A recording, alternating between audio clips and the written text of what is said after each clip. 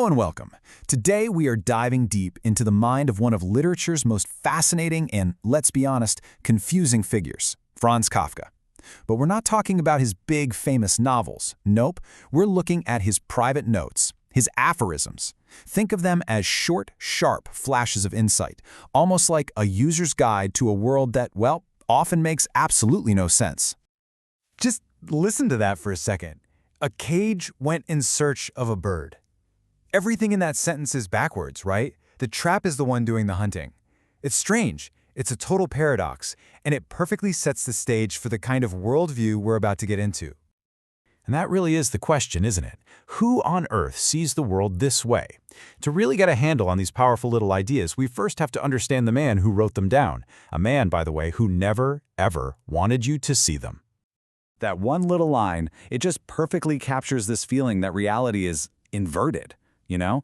That the world and its systems and all its structures have a mind of their own, and a lot of the time, they seem to be working against us. So, to solve the puzzle of Kafka's writing, we have to start with the clues from his life. So let's meet the man himself, Franz Kafka, a person who really, truly felt like he was trapped in a maze that other people had built for him. Kafka's life was just a masterclass in pressure and inner conflict. He was born in 1883 in Prague. He was a German-speaking Jew in a mostly Czech city, so right from the start, he was an outsider. His father was this incredibly domineering figure who basically forced him into a law career that he hated. His love life was just a mess of intense but failed engagements.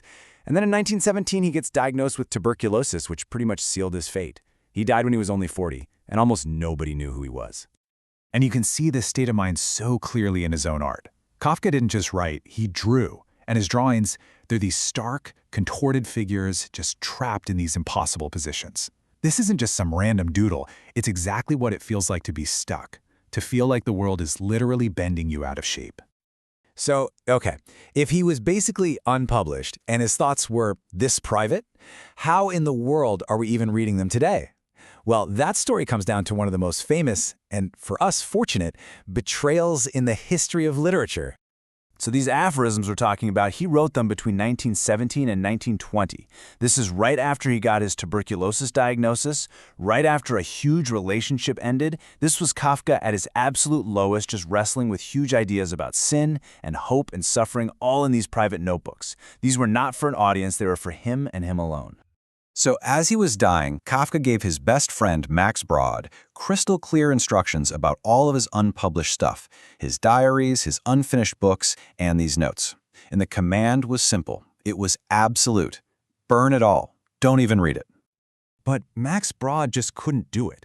He saw the genius in his friend's work that Kafka himself just couldn't see. And so he betrayed Kafka's dying wish and he published everything. Now, ethically, it's a bit of a minefield, for sure. But because of Brod's act of defiance, we have these incredible windows into the human soul. All right, so now that we've got the backstory, let's actually look at what these things say. They really do read like a set of instructions. Instructions for how to get by in a world that just refuses to play by any rules you might expect. First up, let's see what Kafka had to say about finding the right way in life. And I'll give you a hint. If you're looking for a cheesy inspirational quote for a poster, you've come to the wrong place. How perfect is that? He's saying the path of life, it isn't some heroic, dramatic, high-wire act. No, it's a rope, just a few inches off the ground, basically put there just to trip you up. The real struggle isn't about avoiding some big dramatic fall. It's about constantly dealing with the little, everyday stumbles. It's like trying to navigate an automated phone menu. It feels like it was designed to make you fail, not to help you succeed. And again, his art just captures this feeling perfectly. Look at this figure. He's not leaping, he's not flying, he's just trying to take one single, awkward, shaky step forward. That is what walking on Kafka's rope feels like. It's this constant, unstable dance with the ground right under your feet. So this theme of constant struggle, it gets even deeper when Kafka starts to really zero in on our basic flaws as humans. And what's so cool is that you can actually see him thinking in his notes, like circling an idea and refining it in real time. So at first he identifies two main sins, impatience and laziness. Okay, makes sense. But then he rethinks it. He writes, maybe there's only one cardinal sin, impatience. That's what got us kicked out of paradise, and it's the very same thing that keeps us from ever getting back. I mean, wow, isn't that a powerful idea for right now?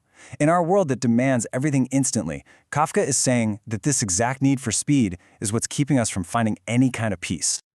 Okay, I know this all sounds incredibly bleak, but hidden inside all this struggle, Kafka offers this really strange, almost invisible kind of hope. It's not optimism, not at all. It's something tougher, something more resilient. I just love this. What he's saying is that sometimes when you slide backwards, it isn't your fault. It's just the ground is slippery. A setback isn't a personal failure. It's just a feature of the climb. The hope here isn't in winning, it's in enduring. It's in the act of just staying on that difficult slope, even when you lose a little ground. You don't need to despair. So, what do we do with all this? Well, Kafka's final move is maybe his most profound. He takes all this internal struggle, all this difficulty, and he completely flips our relationship with the outside world on its head. I mean, what a radical thought. We spend our entire lives chasing things, chasing experiences, trying to force the world to tell us its secrets. Kafka says, do the opposite. Stop. Wait. Just be still.